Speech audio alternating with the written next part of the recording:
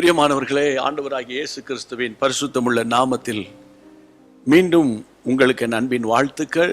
Jesus meets YouTube family, GPS Robinson ஃபேஸ்புக்கில் இணைந்திருக்கிற அன்பு குடும்பங்கள், உங்களை நினைக்கும் போதெல்லாம் கர்த்தரை நான் அதிகமாய் ஸ்தோத்திரிக்கிறேன்.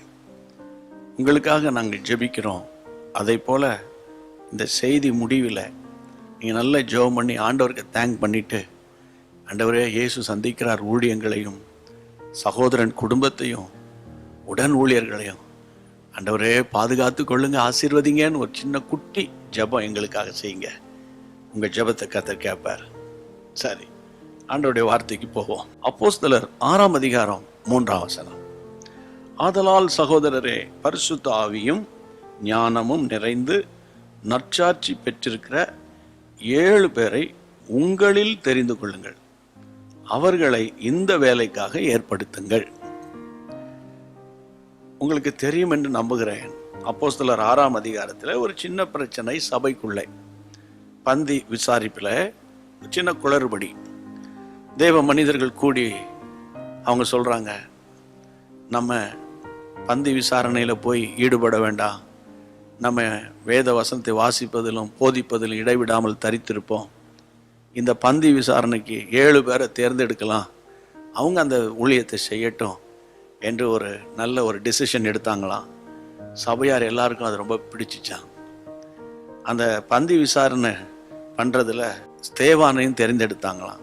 சபைக்கு ஊழியக்காரனா அவர் பிரசங்கிக்க அவர் அழைக்கலை, மைக்குக்கு முன்னால் நிற்க அழைக்கலை, சாப்பாடு பரிமாறுகிற ஒரு வேலைக்காக அழைக்கப்பட்டார்.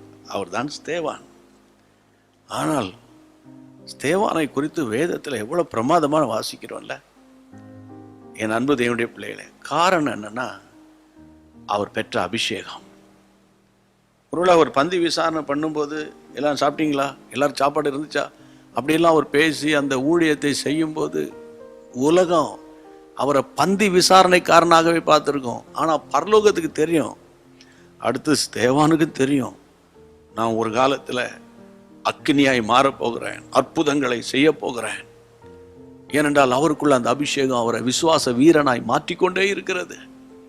அதுதான் அபிஷேகத்தினுடைய சிறப்பு தன்மை. பிரியமானவர்களே, இன்னைக்கு நீங்க சாதாரணமான ஒரு வேலை செஞ்சுட்டு இருக்கலாம். உதாரணமாக, உலக பிரசித்தி பெற்ற டாக்டர் பில்லி கிரஹாம் சுவிசேஷகர் வாழ்ந்து மரித்தார் அல்லவா கர்த்தருக்குள்ளே. அவருடைய தகப்பனார் ஒரு பால் வியாபாரி. சைக்கிளில் பால் கேனை கட்டி அதை ஒவ்வொரு இடமாக கொண்டு விநியோகம் பண்ணுகிறவர் அவருடைய தகப்பனார். ஆனால் பில்லி கிரஹாம் உலகமே போற்றக்கூடிய உன்னதமான சுவிசேஷ ஊழியர்.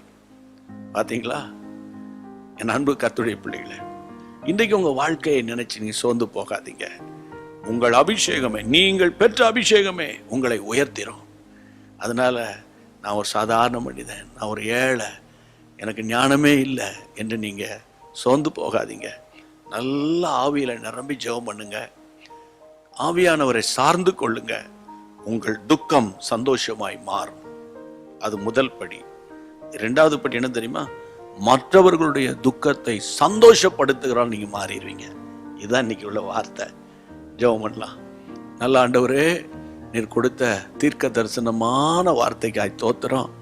இம்மட்டும் நடத்தி நீர் ஆண்டவரே, உம்முடைய பிள்ளைங்க, ஐயோ இந்த அற்பமான சம்பளம், இந்த அற்பமான வேலை, ஆண்டவரே என் வாழ்க்கையே ஒரு அற்பமான ஒரு வாழ்க்கைப்பா, சமுதாயத்தில் தலை நிமிர்ந்து நிற்க முடியலன்னு சொல்கிறாங்களே, நம்முடைய பிள்ளைகளை ஒரு விசை அபிஷேகம் பண்ணி, அபிஷேகம் பெற்றவர்களுக்குள்ள நம்முடைய வல்லமையை ஊற்றி, ஆண்டவரே அப்ரோஜனமான ஸ்தேவானை உன்னதமான ஊழியக்காரனாய் மாற்றினீரே, உம்முடைய பிள்ளைகளை உயர்த்தி ஆசீர்வதியும்.